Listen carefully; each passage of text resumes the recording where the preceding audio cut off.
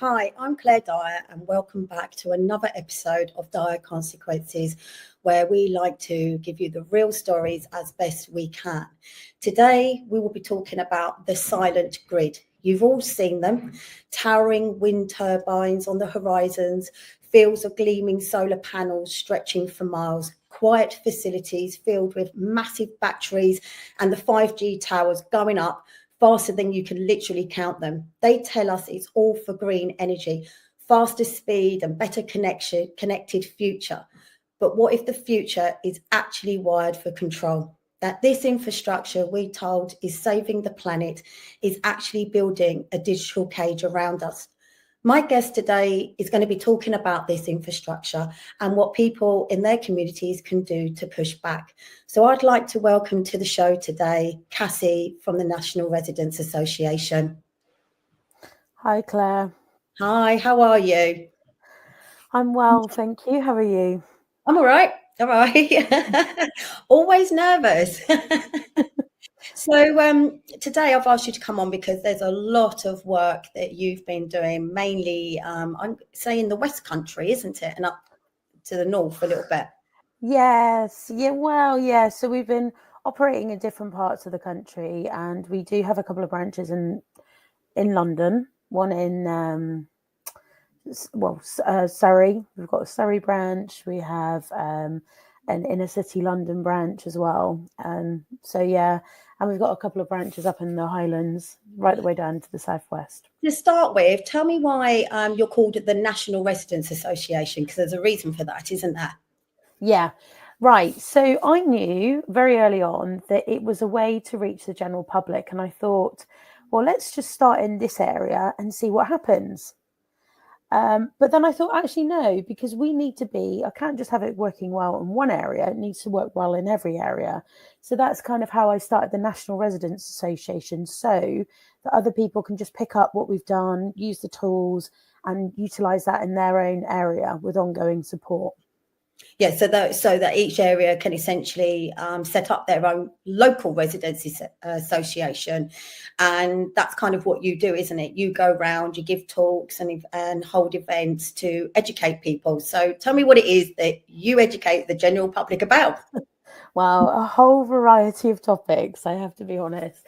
So one of our first missions that we started to move into originally when we started back in 2022, I think it was, we were looking at 5G and the large scale rollout that was happening widespread across the country. And I think a lot of people don't realize what these towers are for. So we wanted to try and stop this rollout because we had concerns that they would be impacting people locally. Number one, not only are they an eyesore, there is concerns that they could be devaluing people's properties. The electricity use from them as well. So it says that one monopole mast, which this one that you've got on the screen is actually what we'd call small cell phased array antennas. They are like the smaller version of the big monopole mast, where a monopole mast is usually, when it's on, it can actually use about 72 to 75 houses worth of power to fuel one monopole mast. So right. That's an unprecedented amount of electricity. When we've been out campaigning to stop them prior to them going up, we talk to people about these factors, and people go, well, I don't want that outside my property. So you're quite surprised. Yeah, because a lot of people are really unaware, aren't they, at the dangers of 5G. And when people talk about 5G, they would put that under the conspiracy theory bracket, wouldn't they? But once you've gone out and started actually giving people the facts that they don't tell us, people are quite shocked, aren't they? Yes. Yeah, they are. We've got a really good blue leaflet that showcases all of the symptoms, but it also enlightens people as to, the voltage. People don't understand. So when we've gone out and tested masts, which we've just started up a YouTube channel. So what we're going to do is start uploading some of our older videos where we've done loads of readings in different parts of the country, and those readings are showing how high these towers can be and what sort of effect that is having on people. So when we speak to the general public about it, they'll say that they've had brain fog, tinnitus, worst case symptoms, nosebleeds, all different, a variety of different symptoms. So, yeah. And that's what a lot of people are not aware of, are they? Because they don't tell you this. This factors in as well, doesn't it, to solar farms, the battery farms, the wind turbines, can't even say that word now, that is all part of that same infrastructure to support net zero. Yeah. And you know, all the research that you've done on battery farms, they're not necessarily clean, are they? They're not good for the environment. And the same with solar farms. So tell me a little bit more about that. Right. So it all feeds back into a smart city infrastructure. So this infrastructure, the solar, wind, and battery energy storage systems in particular, is an adaptation to the existing smart city infrastructure, which I can explain a little bit more about in a minute. But if we talk about solar, wind, and battery energy storage systems, they are rolling out solar farms all over the country. I think we have a map as well. If the studio can put the map up of the amount of solar and battery farms they want. I mean, when you see that, that's shocking, isn't it? Yeah. So this is government data. So I would strongly advise anybody to go and check out. It's on the Renewable Energy Planning Database, which is REPD. Right. So this map actually comes from a government website. That's correct. Yeah. So you can find it under Renewable Energy Planning Database, and I'll probably provide you with a link, Claire, so that you can post it out so people can go and check it. And when you look at that map, that's a lot of solar farms, battery farms, wind turbines all over our green land and fields, isn't it? Yeah. And that status quo there is, some of them are operational and already been put up. However, there's a lot of planning applications that have gone in, and it does show you some that have been objected to. But when you look at the magnitude of this rollout, it is absolutely unprecedented, and it could be life-changing. So just to put it into a bit more context for the viewers, to make it a little bit easier. Now, in total, there's about 26 renewable energy types. So that also expands onto things like hydrogen facilities, uranium, which is uranium, and they're huge containers as well, which will be going on the land. There's hydro centres, there's all different types of energy, but the main ones that you can see on the screen, even though it's showing all of them, is the yellow kind of orange colour, all planned or refused or operational solar farms. Now, I've had calls from people that are talking about that they're putting a 10,000 acre solar farm near there in one area. Then in another area of 7,000 acres in Lincoln. Wow. So I'm just naming a few different areas as to where this solar rollout is happening. But as you can see, that's not just in Lincoln or in Kent. That's happening absolutely everywhere. So this data becomes even more critical for people to become aware of, because ultimately it's not just that, it's then combined with wind turbines. So the dark blue dots are onshore wind turbines. Now, there are quite a few that's operational, but there's a new site, let's just say there's a new application that's just gone in, and they're trying to put up 60 wind turbines in one location. 60. Wow. 60. And each wind turbine, on average, it cuts, depending on the size of the wind turbine, it takes about 1,000 tons of concrete per wind turbine. Yeah, that doesn't sound environmentally friendly. Exactly. And we've got no wind. And then you think about solar when we've got rain. Again, that's the other thing as well. I mean, we are living in the UK. I mean, it's supposed to be the height of summer now, and we get one day of sun, a couple of days of rain and cloud, and they've even told us they're going to be dimming the sun. So it sounds quite contradictory, doesn't it? Because they want to put all these solar panels everywhere, all over farmland, etc., and yet we don't get enough sun. So then what happens then? Because my understanding, do these solar farms also then have backup generators that are using lithium batteries. That is right. So Yeah, they're that's called. neither, is it? So on that map, if we, I don't know if we might be able to go back to that map, but there's purple dots on here. Now, these purple dots are what we would call battery energy storage systems, and commonly known as BESS. And BESS is essentially, it's like the size of a shipping container, and they contain lithium ion batteries. So when there's an overflow of electricity from your solar or your wind turbine, it then kicks back to the battery energy storage system that holds that data. This is what they look like. That it holds it for about 4 to 6 hours. And then we don't know where the energy goes thereafter. So that's a bit of a mystery at the moment. So we had this issue obviously last year. So they wanted to put a solar farm literally not even a quarter of a mile from my house. But then just 2 miles down the road, they wanted a battery farm. And obviously that battery farm was ultimately to support the solar farm when we didn't have any sun. All of this was going to be linked to the national grid. And they tried to sell it to us. So the company came in. And they have their little presentation evening, and they literally just sell all the rose tinted, glasses version of it, but they don't tell you any of the negatives at all. And they were saying, oh, how many houses it could power. And people were thinking, oh, yeah, that's great. But what we actually found out was it wasn't actually going to be for us. It was going to essentially go to the national grid.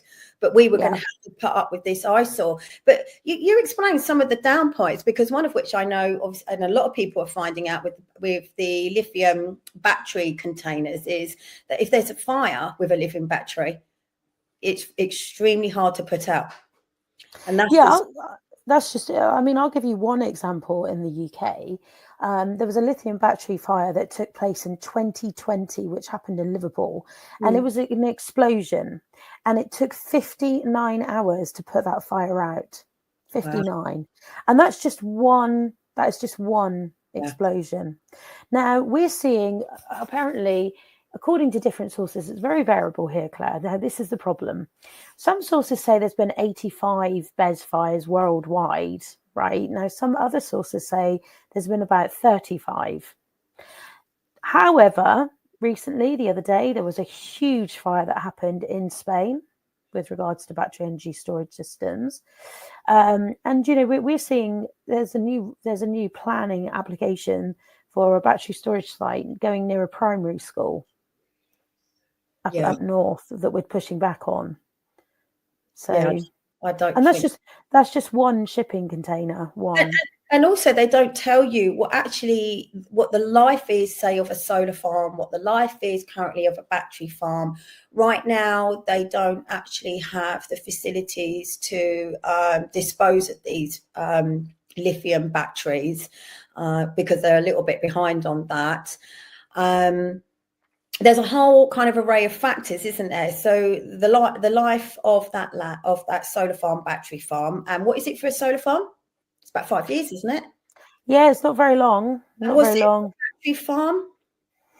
I don't know. I think it's probably over 10 years, but it's probably, I heard somewhere between 10 and 15 years max. But then what happens to that land afterwards? They try and sell you that it can return to what it was previously used for. But actually, if you choose to do your own research, and this is the problem, people don't do their own research. They trust what they're told. And obviously what they're told is by the company, and the company are obviously trying to sell this to you, and they want to make money out of this. They don't tell you that land actually becomes brown land, do they? And also, you think about long term, which means it can't go back to what it was used before. Yeah. So the land classification would change on the land use. So anything from it depends on what asset class of like property type it is. But after a certain finite period of time, the classification of what that land can be used for under UK real estate law would change its trajectory. So therefore, if you see this, now what could that land look like in about 20 years' time if it's not used? So from an ecological, possibility, what's that going to look like for the community? What's that going to look like for the land, the wildlife? Yeah. Exactly. So in China, for an example, they are now trying to put, well, I think there was a part of China where they put 300 miles, I think, of solar panels on the sea. So, and then in India, they're putting them over canals. In the UK, we're putting them over fields. It's mad. And from what I read as well, that we actually have enough roof space in this country, i.e. on industrial buildings, etc., to cater for all the solar panels that they would need. So why are they not doing that, and why are they taking the land instead? Exactly. And then why are we building another 1.5 million homes at the same time as doing all of this? So if we're building more homes and we have less place to grow food, what does that look like? Exactly. It seems all very hypocritical to the net zero agenda that they're actually pushing once you actually look into it further. And what do you think all this infrastructure is actually for? Well, they built a smart city infrastructure, and essentially with the fourth industrial revolution, it's all about changing the way that we live our lives. So for the people that don't know what that actually means, is a more evolved AI, artificial intelligence. Lots of people are trying out ChatGPT now, these kind of things to enhance them. But actually, sometimes it's got its benefits and its disadvantages, because what we're doing is we're feeding an artificial intelligence system. Essentially, we are the guinea pigs for it. So that potentially there is that potential that artificial intelligence could start taking over jobs. They're already telling us that about 4 million jobs will be lost because of, I read somewhere, but They won't need us, will they? With all this technology, and they're not gonna need humans to do that work, are they? Some would say that obviously they're pushing obviously solar panels, the lithium batteries, wind turbines, and then the 5G, and also data centers as well. Yeah. That infrastructure, they're pushing it under the guise of net zero, because that's the scaremongering again, isn't it, to make us comply, when actually it is to support the digital system that they want us in. So digital ID, the digital currency, you know, CBDC banking, and smart cities, essentially. Yeah, because everything's going smart. that's right. They need this infrastructure. So what you do is, you obviously, as you said, you set up the National Residents Association, and you pretty much travel up and down the country. I mean, I've never known anyone travel so much, do so many talks, to try and educate people. And you've got one video that's absolutely brilliant. I think it's absolutely great, which we're gonna, hopefully the studio's got now, and we can put that up and then talk about that video. Okay. I love Boris's voice. It's him. It's actually him. It's actually your him. parents, Yeah. your children, your doctor, even your personal trainer. But it takes real effort to conceal your thoughts from Google. Smart cities will pullulate with sensors, all joined together by the Internet of Things. Bollards communing invisibly with lampposts. A future Alexa will pretend to take orders, but this Alexa will be watching you, clucking her tongue and stamping her foot. Doomed to a cold and heartless future in which computer says yes or computer says no, with the grim finality of an emperor in the arena.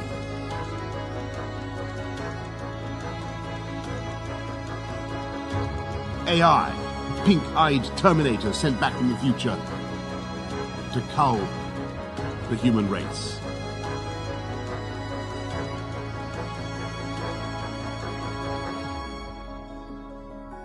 Any scientific advance is punished by the gods.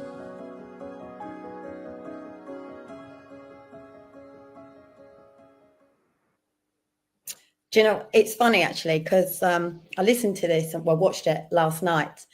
And there was certain points of what he's just said. And I was thinking, didn't he say this in a speech at a summit? Was it a summit? Was it a Davos? I can't remember. Yeah, it was UN. It was a UN address. I think it was either in 2018 or 2019. And so I would strongly recommend anybody to watch that. Yeah, because that was him. Because you've put it obviously to your advertisement essentially with all of that. It fooled me for a second to almost believing that it was his voice put together with those words and that he didn't actually say that. But as I said, there were certain bits of it and I was thinking, I remember him saying that. I remember him saying that. Has this all been put together?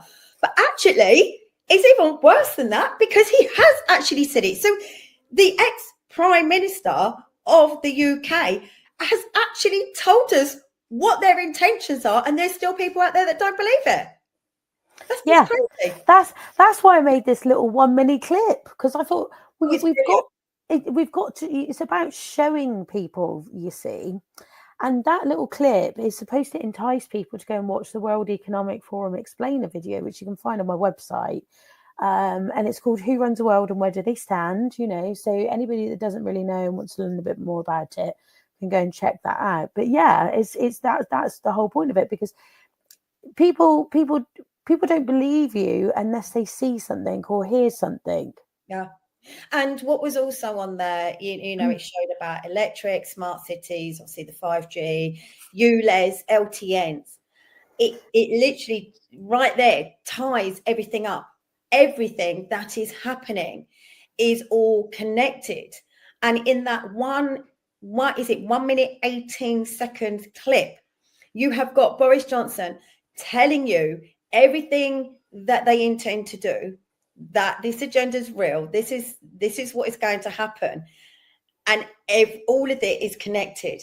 And as you said, you know, you've talked about devolution, but we can see what's happening, whether it is ULEZ, it's the LTNs, it's changing how the way in which we live our lives for our circumstances and also financially. You've got the ULEZ cameras that do already have facial recognition. They can change the speed cameras at any given moment. The police can use them, which they currently are not at the moment, but they have those capabilities and will. And how do they support this entire infrastructure of facial recognition cameras everywhere, CCTV cameras everywhere, smart motorways, you know, digital ID, digital currency? How do they support all of that with this infrastructure that you're trying to make people aware of and educate? Well, it all goes back to data. So if you think, we have 514 data centers in this country and new applications are going in even now. So it's all about wanting to monitor and surveil you. So if we are now the third most heavily surveilled country in the world, which on average it costs about £7,000 per camera on average, right? So who is paying for that? I think the question is quite clear. Who will be paying for that and what pools of money that will be coming from? So then we have 5G, which is transporting that data back to your nearest data center. So if you want to talk to the general public, you've got to think about things that are pain points, like a problem. So a lot of people don't realize that the digging up of the roads, when a lot of the time they have been putting fiber optic cabling down. So they say they're coming around to do this fiber optic cable. But what's really happening is they needed to speed it up for their smart city infrastructure. And I do follow the One Network site, which people can do. It's a public site. You just put in one. I loved it when you told me that. It was brilliant. I know, it's great, isn't it? Because then you can see every permit and who's put in that permit and what the work is. And I've come across a lot for fibre, a lot, just in my area, everywhere. But you see, this is a good way to get the general public, you see, because when people get annoyed about something, such as the road closures, for an example, because businesses are crumbling because road closures are going on, this is a good way to win over the community about an issue or a multitude of issues that they might not agree with. Yeah. So how do you reach the general public? Because obviously I know you say you do your presentations, events, you have leaflets that are done to catch the general public and for them, to give them that light bulb moment. How do you go about that? Well, a lot of people, what we've gone and done is it's very variable in different areas. So let's just say, for an example, we've got a campaign going on at the moment up north, and they're campaigning against battery energy storage systems. They've had an unprecedented amount of battery energy storage systems. So with this particular campaign, we're going out, target leaflet dropping, and then we're going to sort of, we've reached out to the head teacher where the school is going to be placed near. We've taken that to the local press. The local press have done an article and published it. So it's really good because other people now, it's raising that public awareness to bring people together. So other things you can do is looking at bringing general public meetings, which we've held quite a few. Different branches have held a few general public meetings where the general public turn up because they're concerned, they're scared. So it's a variety of different ways. What's the feedback been? Because obviously a lot of people do support the net zero agenda. They do want green energy, and they have bought in to obviously what we've been told about solar farms and battery farms. So how have you managed to reach those people? Well, I'm going to be very honest. When I've been out campaigning about this myself, general public, when they realise that it's taking over these fields that have been next to their house for God knows how many years, and they're absolutely horrified to see that, or know that these fields are going to be covered with solar panels. They're horrified most of the time. People are up in arms about it, especially when it's on your doorstep. I was just going to say that because it's funny because a lot of people generally across the board don't seem to care or will bury their heads in the sand until it directly affects them. And this is no different. People don't care about that solar farm going up because it's all about, net zero and green energy until it's on their doorstep, and then they don't want it. That's right. And this is where the general public now, this is why that's why I've created a solar, wind and battery energy storage film to show people the veracity of that rollout, because actually that could be a calamity potentially in the making, but if people don't know about it, how can you do anything about it? You can't, can you?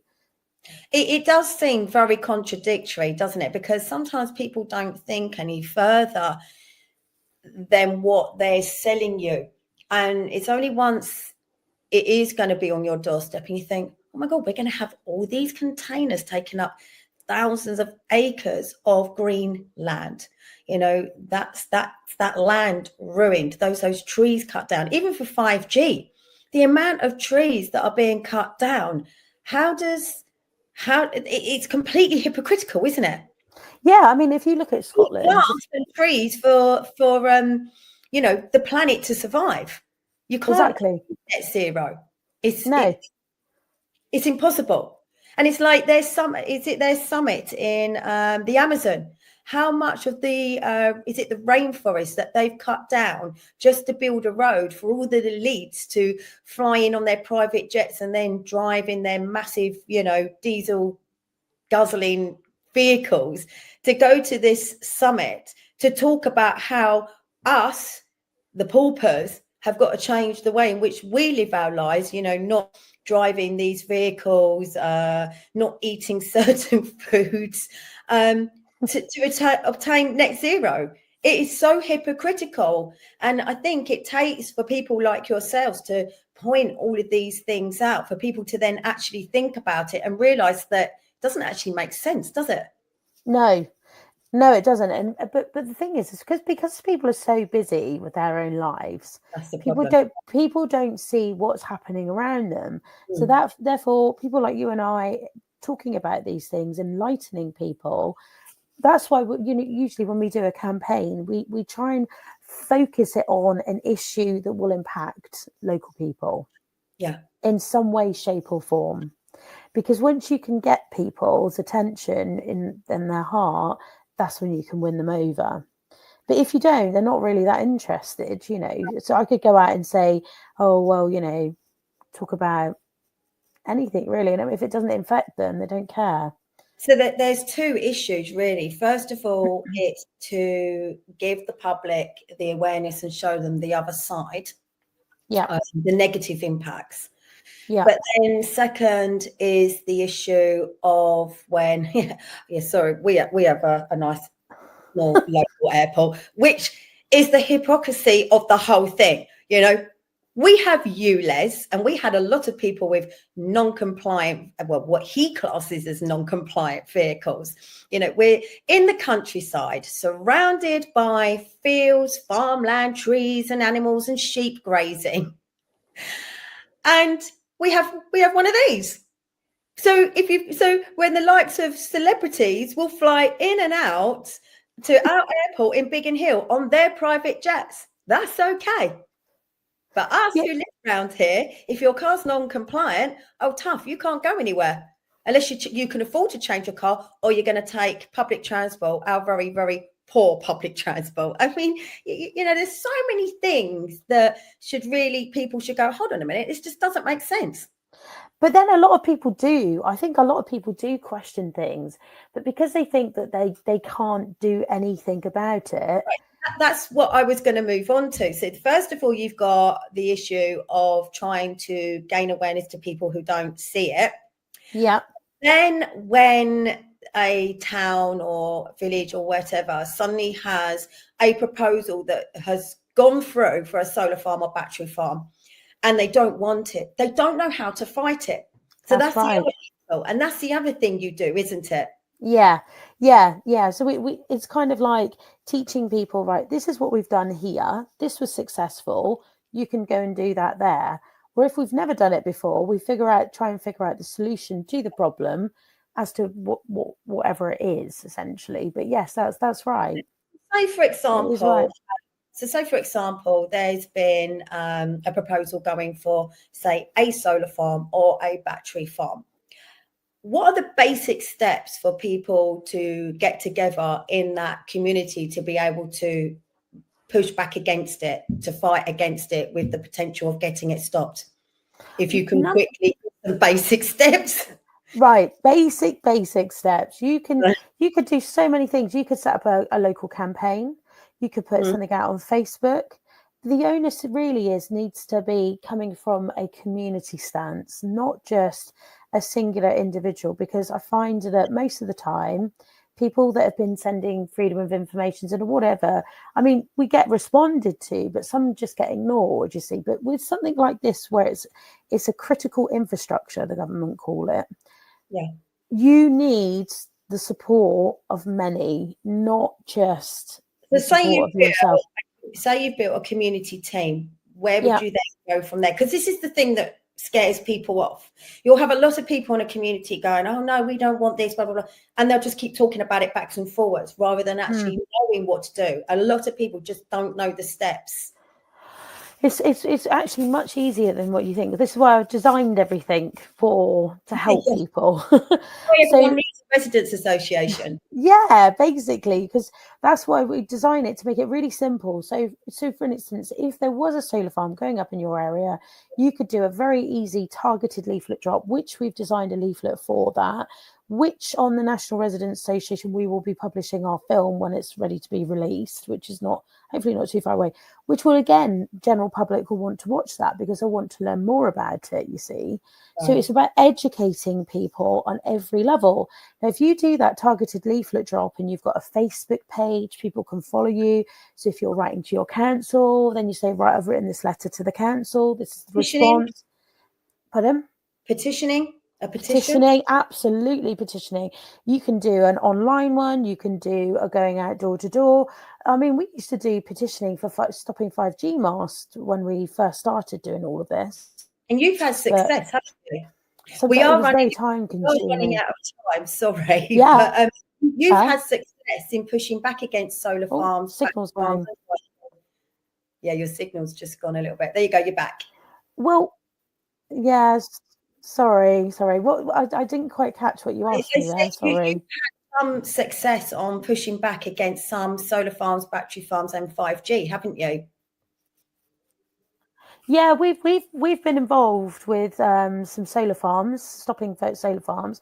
We're working with lots of other groups because what we're finding with solar farms in particular, there's lots of groups that have set up locally in their local area. But the issue is with that is that they're restricted then solely just to that particular topic. But battery energy storage systems, I think we're going to start seeing some unprecedented stuff in the near future.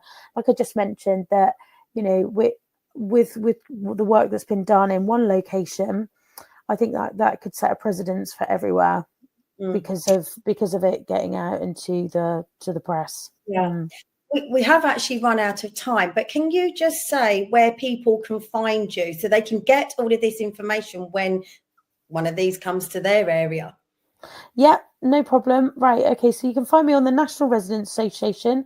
I've got a website and you can send an inquiry through the website. We do have an email address, which is nationalresidenceassociation@proton.me. And we have .me. Yeah. And then we have a Facebook page now, which we only set up the other day. And if you want to catch up on some of our videos, we're just uploading some of our old and new videos to our new YouTube channel. And we are on Telegram as well. Right. So your Telegram channel, is that just the National Residents Association? Just the National Residents Association. Yeah. And the website address is? National Residents Association. Yeah, you will find it.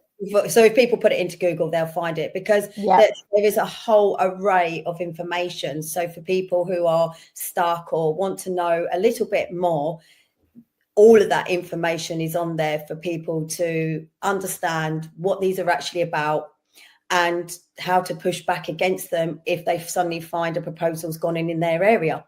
Yeah. Well, I'm sorry to help you. Yeah, I know you helped me in my area with some basics. So, and I don't think we could have done it without you. So thank you. And thank you for coming on and talking to us. We will Thank you for having me. We will have to come back on again at some time because there is so much for you to talk about and we never have enough time to cover everything. So yes, that was Cassie from the National Residents Association. It's .co.uk. So they call it net zero. A future where emissions disappear, where everything is green, clean, but net zero is not achievable, not if you want this planet to survive. Behind the smooth slogans and glossy PR, a new kind of infrastructure is quietly transforming communities and not necessarily for the better, all of which isn't just to manage energy, but to monitor everything. We are told this is progress, but for who and at what cost? Net zero infrastructure is not neutral. It's not always clean. Decisions being made behind closed doors by global interests and investment funds and unelected agencies, while the people who live next to these projects are kept in the dark.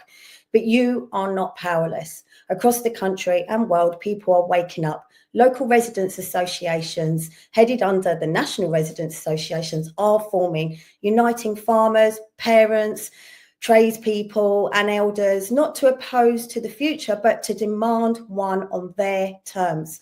Reading the fine print, attending planning meetings, filing objections, organising town halls, educating your neighbours, and in some cases, stopping these projects cold. Because once you understand what's being built around you, once the community is informed, it's no longer a target, it's a firewall. So if you're listening, consider this your call to action. Ask questions, find your neighbours, form a local residents association and push back because the future is being built right now and we still have time to decide what it looks like. That's all we've got time for today. Thank you for tuning in. I'm Claire Dyer. This is Dyer Consequences here on unprecedented.tv. You'll find us on YouTube, X, and soon Rumble. So please follow. And thank you to everyone who already is and for your support. And we'll see you again next week.